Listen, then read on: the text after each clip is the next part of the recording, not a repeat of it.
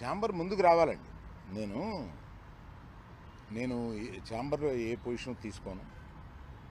నేను ఎప్పుడన్నా ముఖ్యమైన సంఘటనలు ఇలాంటివి ఎప్పుడన్నా ఉన్నప్పుడు వాళ్ళు పిలుస్తూ ఉంటారు.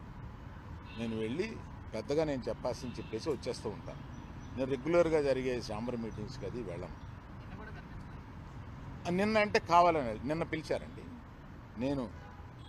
నాకు మేము మూసేస్తాం, మీరు రండి మాట్లాడతాం, అది నచ్చలేదు కనుక నేను వెళ్ళలేదు.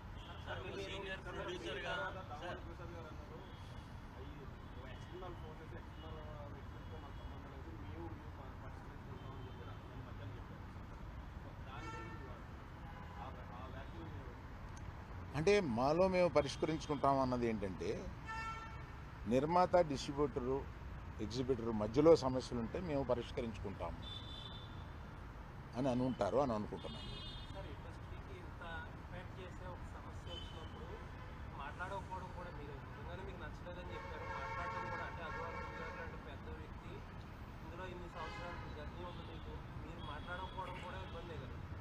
అవునండి, అందుకనే అవునండి, ఒక్క ఎగ్జిబిటర్స్ చెప్పకుండా టోటల్గా ఆంధ్రప్రదేశ్ చెబుదామని తెలంగాణకి చెబుదామని వచ్చాను ఇక్కడికి.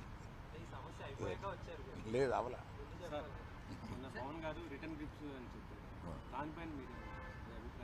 నిజమే కదండి, పవన్ కళ్యాణ్ గారు బాధపడింది 100% నిజం.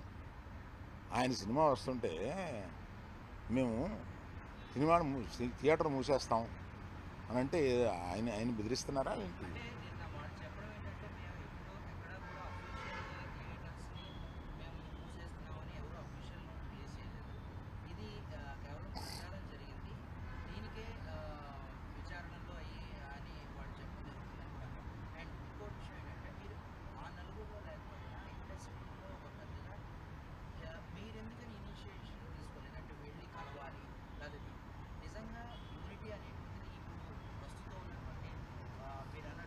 కానీ ఇన్ని 3 బాడీస్ ఉండగా ఏ ఇండివిజువల్ వచ్చి తీసుకోరు, బాడీస్ తీసుకోవాలి. నేను కూడా వీటిలో యాక్టివ్గా లేను, కానీ నా సపోర్ట్ ఎక్కువ నాకు ఉంటుంది. ఏదైనా సమస్య వచ్చినప్పుడు నేను వెళ్తూ ఉంటాను, సపోర్టు నన్ను అడుగుతూ ఉంటారు. నా అభిప్రాయం వాళ్ళు నన్ను నిర్లక్ష్యం చేస్తారని కాదు, తప్పకుండా పెద్ద సమస్య వచ్చినప్పుడల్లా నన్ను పిలిచి మాట్లాడుతూ ఉంటాను.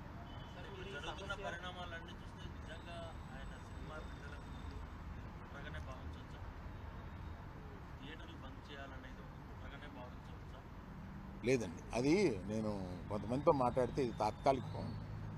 మేము టెంపరీగా అనుకున్నదే తప్ప ప్రత్యేకంగా ఆయన సినిమా మీద మేము వ్యతిరేకతతోటి అన్నది కాదు అని అంటారు. కానీ అనేటప్పుడు ఆలోచించుకోవాలి, ఆ సినిమా ఉంది కదా.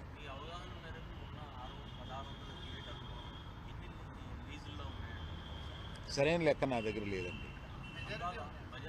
లేవు, మెజారిటీ లేవండి. మెజారిటీ ఇండివిజువల్స్ దగ్గరే ఉన్నాయి. ఇది చాలామంది అనుకుంటారు, ఇందులో ఈ 1500లో ఒక కనీసం 500, 600, 700, 800 వీళ్ళ దగ్గర ఉన్నాయేమో అని. అలా లేవండి. చాలామంది ఇండిపెండెంట్ దగ్గర. తెలంగాణలో మల్టీప్లెక్స్లు ఉన్నాయండి. మల్టీప్లెక్స్లు అన్నీ కలిపి ఓ 3 కంపెనీల దగ్గర, 4 కంపెనీల దగ్గర ఉంటాయి. మిగతా ఇండిపెండెంట్ థియేటర్లు కొంతమంది గ్రూప్స్ దగ్గర ఉన్నాయి. అది కాకుండా ఇండిపెండెంట్గా థియేటర్స్ బోల్డ్ ఉన్నాయి. గుత్తాధిపత్యం లేదు అనేది కాదండి, మీరు దయచేసి తిప్పి అడగండి. నేనేం చెప్తున్నానంటే, దాన్ని గుత్తాధిపత్యం అంటారో ఒకళ్ళకే. ఇప్పుడు ఏషియన్ ఉందండి for example, number of screens ఉన్నాయి. They are partnership, ownership, lease, వీటిల్లో నంబర్ ఆఫ్ మల్టీప్లెక్సెస్ ఉన్నాయి. దాన్ని ఏమంటాం?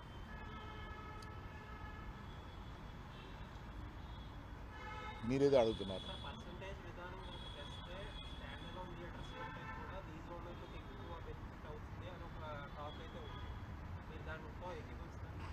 నేను ఏకీభవించలేదు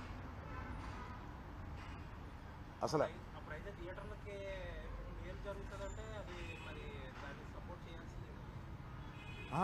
థియేటర్లకు మేలు జరుగుతుందా లేదా, మీకు కావాల్సింది ఏంటి, థియేటర్ల వారికి కావాల్సింది ఏంటి, ఇక్కడ డిస్ట్రిబ్యూటర్ అనేవాడు ఒక ఉన్నాడండి, అతను మర్చిపోతున్నాను.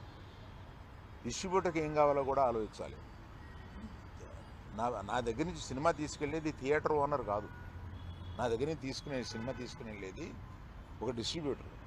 ఆ డిస్ట్రిబ్యూటర్కి కూడా ఏం కావాలో ఆలోచించాలి. సో నిర్మాతకి ఏం కావాలి, డిస్ట్రిబ్యూటర్కి ఏం కావాలి, ఎగ్జిబిటర్కి ఏం కావాలి.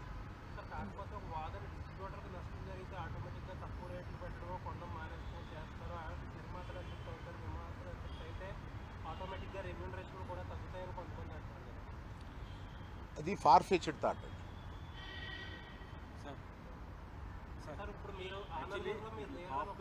కూల్ డ్రింక్స్ ఇయే రేట్ ఎక్కువ, టికెట్ రేట్ కంటే అవే ఎక్కువగా ఉంటున్నాయి కదా సార్.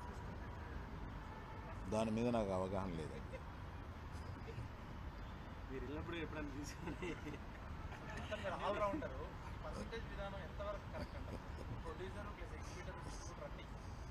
అదే ఛాంబర్ వారు సీరియస్గా డిస్కస్ చేస్తున్నారు కదా, ఒక నిర్ణయంలో వచ్చిన తర్వాత నేను చెప్తాను.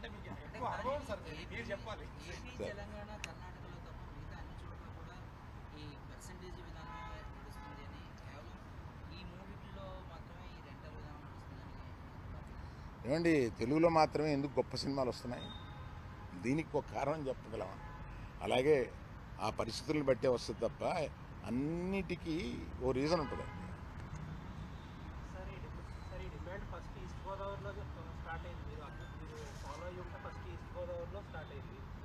వాళ్ళు పిలుపునిచ్చే టైంకి అసలు జూన్ 12 పవన్ కళ్యాణ్ గారు సినిమా వస్తుందని ఎవరికి తెలియదు. అప్పటికి అనౌన్స్ కూడా చేయలేదు, వాళ్ళు ఏదో పోస్ట్ పోన్ అయింది, ఏదో జరిగింది. సో అసలు ఇలాంటి ఉద్దేశం ఏదైతే హరిహర వీరమల్లుని ఇబ్బంది పెట్టే ఉద్దేశం. కాకపోతే ఈ పర్సంటేజ్ విధానం, ఈ థియేటర్ స్ట్రైక్ని వ్యతిరేకించే వాళ్ళు తీసుకొచ్చి పవన్ కళ్యాణ్ గారి సినిమాని ఇందులోకి లాగారు. సో దట్ ఏంటంటే పవన్ కళ్యాణ్ గారు అంటే భయపడి అదర్ పార్టీ తప్పుతుందని చెప్పి అంటారు. ఏమండి, ఒకవేళ స్ట్రైక్ చేయాలనుకుంటే తర్వాత ఇంకొకసారి అయినా చేస్తారు. పవన్ కళ్యాణ్ గారి సినిమా గురించి వెనక్కి వెళ్ళిపోయిన వాళ్ళు ఇది మూసేయాలనుకున్నప్పుడు ఇంకోసారి కూడా వెళ్ళి మూయొచ్చుగా, మూస్తారు.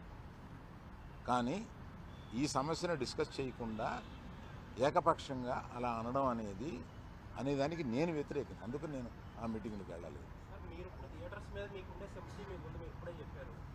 బట్ జెన్యున్ కాజ్లో సఫర్ అయ్యే వాళ్ళు కూడా ఉన్నారు. ఇప్పుడు మొత్తం అదంతా సైడ్ ట్రాక్ అయిపోయి ఇప్పుడు మొత్తం పవన్ కళ్యాణ్ గారి చుట్టూరు, హరిహర వీరమల్లు చుట్టూరు తిరుగుతుంది. బట్ ఆ ఇష్యూ లేకపోతే మీరు బయటకు వచ్చేవారు కాదు. దీన్ని ఎలా చూడొచ్చు అంటే మీరు చెప్పిన దాంట్లో ప్రశ్న ఏమి లేదు, ఎలా చూడొచ్చు? ఇప్పుడు ఇష్యూ అంతా అసలు రియల్ ఇష్యూ అంతా సైడ్ ట్రాక్ అయిపోయింది, ఎవరో దాని గురించి మాట్లాడలేదు. ఇప్పుడు మొత్తం మాట్లాడేదంతా హరిహర. అది మీ అభిప్రాయం అయితే ఇక్కడికి వచ్చి చెప్పండి.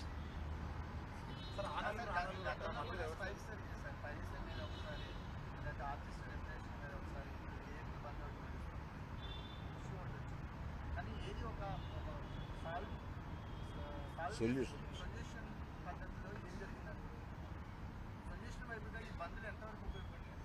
ఏమంటే ఏది సొల్యూషన్ జరగకపోతే ఏ ట్రేడ్ బాడీస్ ఇంతకాలం నిలవవు. ఇంతకాలం నిలవడానికి ట్రేడ్ బాడీస్ మన ఛాంబర్ పెట్టి 40-45 సంవత్సరాలు అవుతుందండి, ఇంకా పైన ఉందేమో నాకు కరెక్ట్గా తెలియదు. ఈ ట్రేడ్ బాడీలో కూర్చుని చాలా సమస్యలు పరిష్కరిస్తూ ఉంటారు. అవును అవును. ఇప్పుడు ప్రస్తుతం గిల్డ్ వల్ల ప్రొడ్యూసర్స్కి ఎక్కువ మేలు జరుగుతుంది అని నేను అనుకుంటున్నాను. సార్, మరి భవిష్యత్తు ఎప్పుడైనా ఇండస్ట్రీ నుంచి మరి ఏపీ గవర్నమెంట్ కలవడానికి ఏమైనా అవకాశం? అవునండి, దానికి నేను కూడా చాలా బాధపడుతున్నాను. జరిగే అవకాశం ఉంది.